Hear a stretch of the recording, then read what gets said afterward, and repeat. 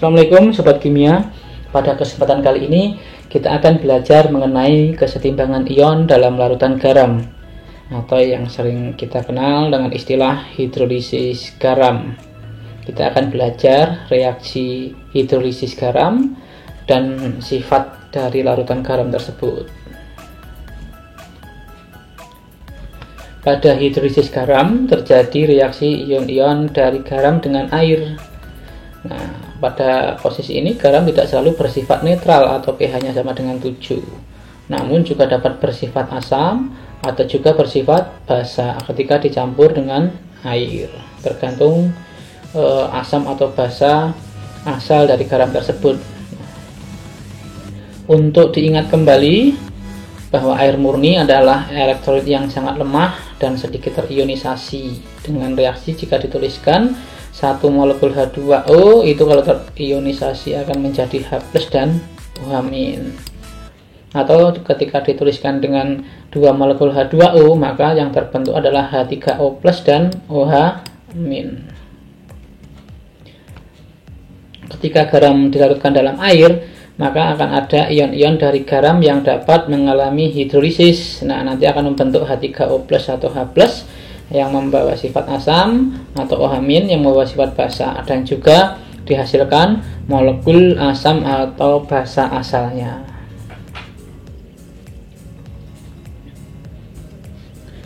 Ada 4 jenis garam dan sifatnya. Yang pertama yaitu garam dari asam kuat dan basa kuat. Ini nanti tidak terhidrolisis garamnya, jadi bersifat netral, pH-nya sama dengan 7 jika mol asam sama dengan mol basa. Nah, contohnya adalah garam yang terbentuk dari NaOH dan HCl. NaOH dan HCl itu sama-sama kuat ya, NaOH basa kuat, HCl asam kuat. Keduanya terionisasi sempurna dengan alfa sama dengan 1, sehingga lebih suka dalam bentuk ionnya dalam larutan. Garam yang terbentuk adalah NaCl. Nah, NaCl kalau terionisasi dalam larutannya maka dia terbentuk Na+ dan Cl-. Ion Na+ tidak akan bereaksi dengan H2O atau tidak terhidrolisis untuk menjadi NaOH kembali. Kenapa? Karena sudah terionisasi sempurna, sehingga dalam larutan lebih suka berada dalam keadaan ionik gitu ya. Demikian juga dengan Cl- tidak akan terhidrolisis atau bereaksi dengan H2O membentuk HCl, tetapi tetap berada dalam keadaan Cl- karena sudah terionisasi sempurna.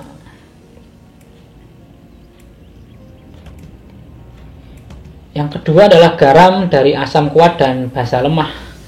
Garam ini akan terhidrolisis parsial atau sebagian ya, dengan pH-nya nanti akan kurang dari 7, bersifat asam. Untuk menghafalkan dilihat saja asalnya, maka mengikuti yang kuat. Kalau asamnya kuat maka nanti garamnya juga bersifat asam. Contoh garamnya adalah BeCl2. Kalau diionisasikan menjadi Be2+ dan 2Cl-. Be2+ itu berasal dari BeOH2 kali yang merupakan basa lemah, dan Cl- itu berasal dari HCl yang merupakan asam kuat. Nah, Be2+ ini nanti dapat terhidrolisis ya. Kenapa? Karena BeOH2 kali basa lemah itu terionisasinya tidak sempurna. Nah, sehingga dapat dengan mudah atau cenderung dapat membentuk kembali molekul utuhnya dari ion yang sudah terbentuk. Reaksinya Be2+ dengan H2O ya, maka Be2+ ini akan bereaksi dengan OH-nya.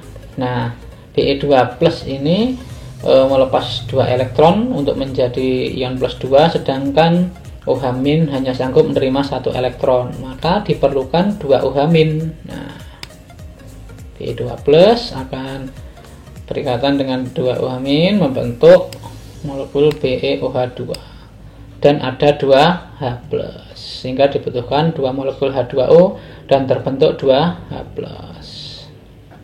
Nah, kita lihat di sini OH- dalam larutan itu akan berkurang karena bereaksi dengan Be2+.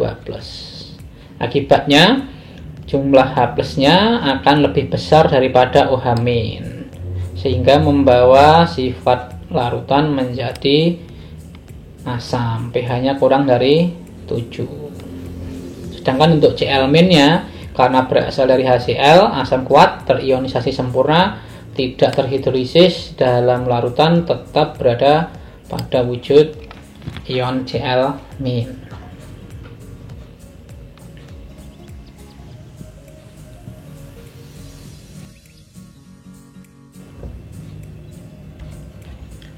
Yang ketiga adalah garam dari asam lemah dan basa kuat yang juga akan terhidrolisis sebagian dengan pH lebih dari 7 atau bersifat basa karena dari asam dan basa pembentuknya yang bersifat kuat adalah basanya. Contoh garamnya adalah CH3COONa. Jika kita ionisasikan maka kita dapatkan CH3COO- dan Na+. CH3COO- berasal dari CH3COOH yang merupakan asam lemah. Sedangkan Na+ berasal dari NaOH yang merupakan basa kuat. Nah, sehingga nanti yang terhidrolisis adalah CH3COO- ya. Karena terionisasinya tidak sempurna sehingga dapat memiliki kecenderungan kembali menjadi molekul awal. Sedangkan Na+ berasal dari NaOH yang terionisasi sempurna dalam larutan tetap berada pada Na+. Kita lihat reaksinya. CH3COO- ketika bereaksi dengan H2O maka akan berikatanlah CH3COO- tersebut dengan H+, membentuk CH3COOH dan ada ion OH-. Kita lihat di sini H+ dalam larutan akan berkurang karena bereaksi dengan CH3COO- sehingga OH- ya jumlahnya akan lebih banyak daripada H+ dalam larutan. Nah, ini membawa sifat larutan menjadi basa. Sedangkan untuk Na+ tidak bereaksi dengan air atau tidak terhidrolisis seperti yang kita sampaikan bahwa terionisasi sempurna NaOH-nya sehingga Na+ lebih cenderung mempertahankan keadaannya dalam wujud ionik ini.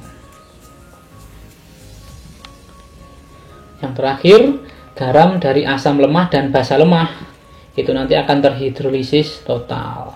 Untuk sifat asam atau basanya itu tergantung kekuatan asam ya yang dilihat dari Ka-nya dan kekuatan basa yang dilihat dari Kb. Nah, jika Ka sama dengan Kb, maka nanti sifatnya adalah netral. Jika Ka-nya lebih besar dari Kb, maka bersifat asam. Dan jika Ka-nya lebih kecil dari Kb, maka bersifat basa. Contoh garamnya adalah CH3COONH4. Kalau diionisasi kita dapatkan CH3COO- dan NH4+. Keduanya berasal dari sifat yang lemah, asam lemah dan basa lemah dengan alfa kurang dari 1, sehingga apa? Keduanya dapat mengalami hidrolisis nanti ion-ion garamnya. Untuk CH3COO- ketika bereaksi dengan H2O maka H+ akan terikat dengan CH3COO- membentuk CH3COOH dan ada ion OH-. Sedangkan untuk NH4+ jika diuraikan menjadi NH3 dan H+. H+ akan berikatan dengan H2O menjadi H3O+. Nah, dan NH3 ini adalah konsep asam basa Bronsted-Lowry. Oke, demikian tadi belajar kita mengenai hidrolisis garam yang kita pelajari reaksinya dan sifat keasaman dan kebasaannya. Tetap semangat belajar kimia. Assalamualaikum warahmatullahi wabarakatuh.